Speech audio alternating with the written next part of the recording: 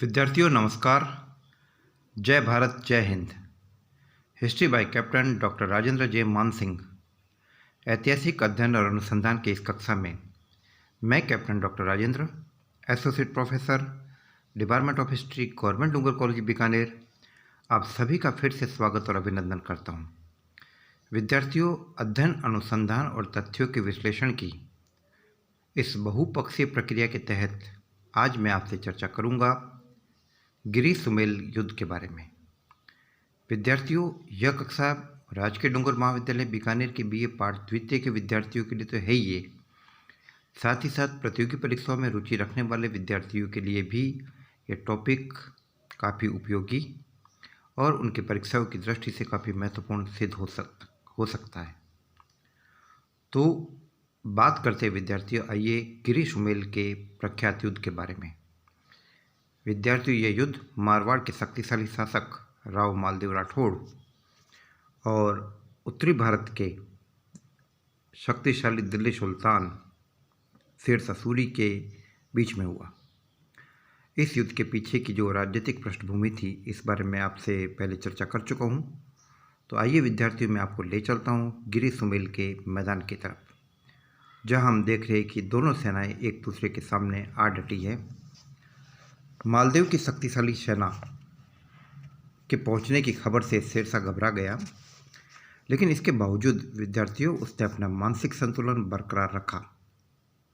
इसके पीछे काम कर रहा था शेरशाह का एक लंबा अनुभव। राजपूतों के संभावित हमले से बचने की दृष्टि से शेरशाह ने अपने शिविर की स्थिति को मजबूत बनाया। शिविर के चारों तरफ खाइयाँ खोदी गई और जहाँ खाइयाँ बनाना संभव नहीं था, वहाँ रेत के बोरों से रक्षा हेतु दीवारें बना ली गई। शेरशाह ने मालदेव को गुमराह करने की दृष्टि से आगरा से कुछ सैनिक दस्ते और बुला लिए और उन्हें आदेश दिया कि वे अजमेर पर आक्रमण का दिखावा करें। शायद शेरशाह ने यह सोचा कि अजमेर पर आक्रमण की सूचना मिलने पर मालदेव या तो अजमेर की तरफ बढ़ेगा अथवा उस पर सीधा हमला करेगा। इससे स्पष्ट है कि शेरशाह अपनी तरफ से पहले हमला करना नहीं चाहता था। दूसरी तरफ मालदेव भी पहले आक्रमण नहीं चाहता था, इसलिए वह अपने स्थान पर डटा रहा और अपने शिविर की सुरक्षा को मजबूत करने के लिए मालदेव ने आवश्यक कदम उठाए। तवारी की शेरशाही इस बात की जानकारी देती है कि लगभग 1 महीने तक दोनों सेनाएं गिरी सुमेल के मैदान में आमने सामने पड़ी रही। इस स्थिति से मालदेव को विशेष कठिनाई नहीं थी, क्योंकि वह अपने ही राज्य की हदों में था और अपनी सेना के लिए रसद और खाना पीना जुटाना उसके लिए मुश्किल नहीं था। इसके विपरीत शेरशाह के लिए लंबे समय तक टिके रहना संकटप्रद था। अनजान शत्रु, अनजान जगह और रसद जुटाना, ये कार्य काफ़ी मुश्किल थे। सुमेल से दिल्ली काफ़ी दूर थी और अब यहाँ से हटना अथवा कोई अन्य सुरक्षा स्थल भी ढूंढना खतरे से खाली नहीं था। मालदेव के विरुद्ध निश्चित रूप से सफलता मिल जाएगी, इस बात की भी कोई गारंटी नहीं थी। तो ऐसी स्थिति में शेरशाह ने अपना परंपरागत तरीका अपनाया। जैसा कि उसके बारे में कहा जाता है कि वीरता में शेर और चालाकी में लोमड़ी के तुल्य था शेरशाह। तो उसने अपनी कुटिल युक्ति से राजपूतों में फूट डालने का निश्चय किया।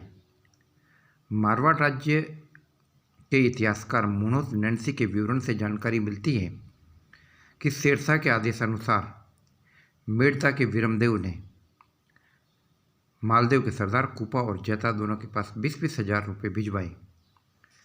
कूपा से कंबल खरीदने का और जैता से सिरोही की तलवारें खरीदने का अनुरोध किया और उसी के साथ मालदेव को भी यह सूचित करवा दिया गया कि उसके सरदार शेरशाह से रिश्वत लेकर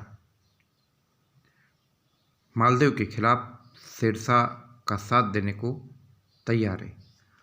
तो यह एक प्रकार का कूटनीतिक षड्यंत्र था।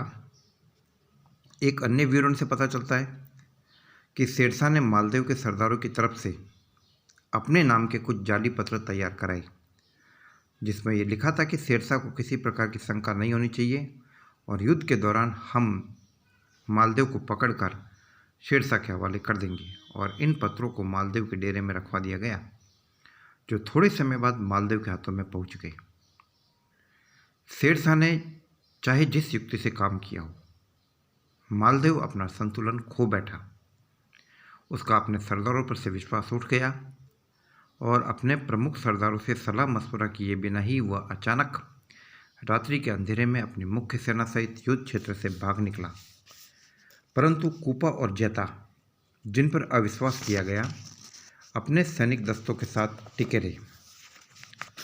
शेरशाह की इस कुटिल चाल के बारे में तत्कालीन स्रोत एकमत नहीं है।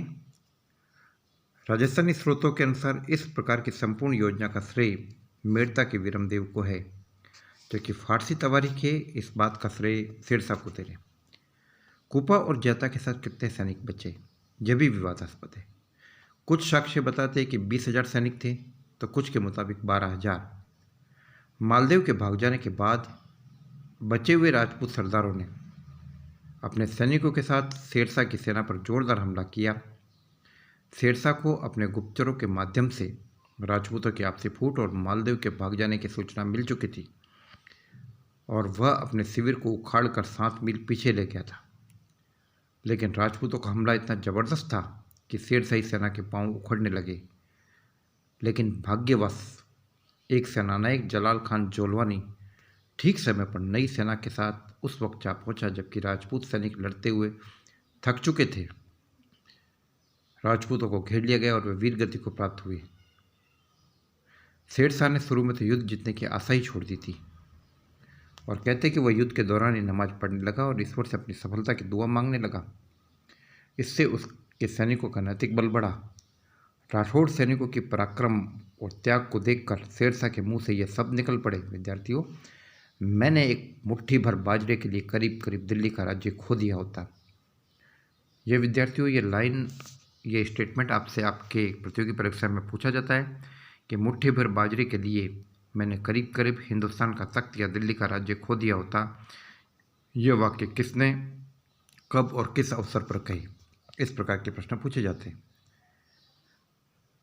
तो वास्तव में यदि देखिए, इस वक्त विद्यार्थियों, शेरशाह केवल मालदेव की सेना के एक छोटे से हिस्से से लड़ा था और इस स्थिति में भी उसको ज़बरदस्त चुनौती मिली और यदि वो बड़ी सेना से लड़ता तो स्थिति बड़ी खतरनाक होती और जीत भी जाता अगर मालदेव, तो भी उसे प्राणघातक धक्का लगने वाला था। सुमेल का युद्ध जनवरी 1544 में लड़ा गया और इस युद्ध में राजपूतों की पराजय का मुख्य कारण मालदेव का अपनी मुख्य सेना सहित युद्ध के पहले पलायन कर जाना था। बचे हुए 12,000 अथवा 20,000 सैनिकों के लिए 80,000 की शेरशाही फौज का मुकाबला करना दुष्कर काम था और इसके अलावा राजपूतों के पास अफगानों के तोपखाने का कोई जवाब नहीं था।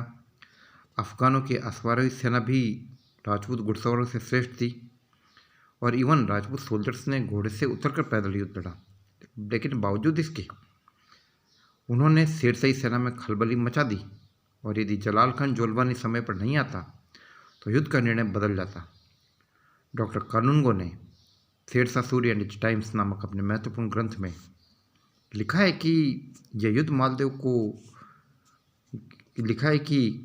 यह युद्ध मारवाड़ के भाग्य के लिए एक निर्णायक युद्ध था। मालदेव को बहुत महंगा पड़ा। जैता और कूपा जैसे सुयोग्य पराक्रमी सेनानायक और 8-10 हज़ार राजपूत खत्म हो जाने से मालदेव की ताकत काफ़ी कमज़ोर हो गई। डॉक्टर गोपीनाथ शर्मा लिखते हैं, इस युद्ध के बाद राजपूतों के वैभव और स्वतंत्रता का अध्याय समाप्त हो जाता है, जिसके पात्र पृथ्वीराज चौहान, हमीर चौहान, महाराणा कुंभा, महाराणा सांगा और मालदेव थे और यहाँ से आश्रितों का एक इतिहास प्रारंभ होता है जिसके पात्र वीरम, कल्याणमल, मानसिंह, मिर्जा राजा जयसिंह और अजीत सिंह थे। गिरी सुमेल की सफलता के बाद शेरशाह ने अपनी सेना मालदेव का पीछा करने के लिए भेजी। वह स्वयं अजमेर की तरफ बढ़ा। उस पर अधिकार करने के बाद मेड़ता आया। इसके बाद नागौर की तरफ बढ़ा और फिर बीकानेर गया। कल्याणमल को बीकानेर का राज्य सौंप कर वह नागौर होता हुआ जोधपुर की तरफ चला गया। इसी बीच अपनी स्थिति को प्रतिकूल समझकर मालदेव सिवाना के पहाड़ी क्षेत्रों में भाग निकला और मामूली संघर्ष के बाद जोधपुर पर शेरशाह का अधिकार हो गया। शेरशाह ने जोधपुर का राज्य ख्वास खान और ईसा खान नियाजी को सौंपा और खुद चित्तौड़ की तरफ बढ़ गया। चित्तौड़ पहुंचने के पूर्व चित्तौड़ के राणा की तरफ से दुर्ग की चाबियां और अधीनता स्वीकार करने का संदेश मिला तो शेरशाह संतुष्ट होकर वापस दिल्ली की तरफ लौट आया। तो विद्यार्थियों, अभी मैंने आपसे बात की गिरी सुमेल युद्ध के बारे में। गिरी सुमेल युद्ध भारतीय इतिहास के महत्वपूर्ण युद्धों में से एक और जनवरी 1544 में लड़ा गया यह युद्ध राठौड़ शासक मालदेव और शेरशाह के बीच हुए संघर्ष की जानकारी देता है। इस युद्ध से जहां एक तरफ हमें शेरशाह की वास्तविक सैनिक स्थिति और मालदेव के व्यक्तित्व की कुछ कमियों की तरफ भी जानकारी मिलती है। काफ़ी महत्वपूर्ण युद्धों में से एक माना जाता है।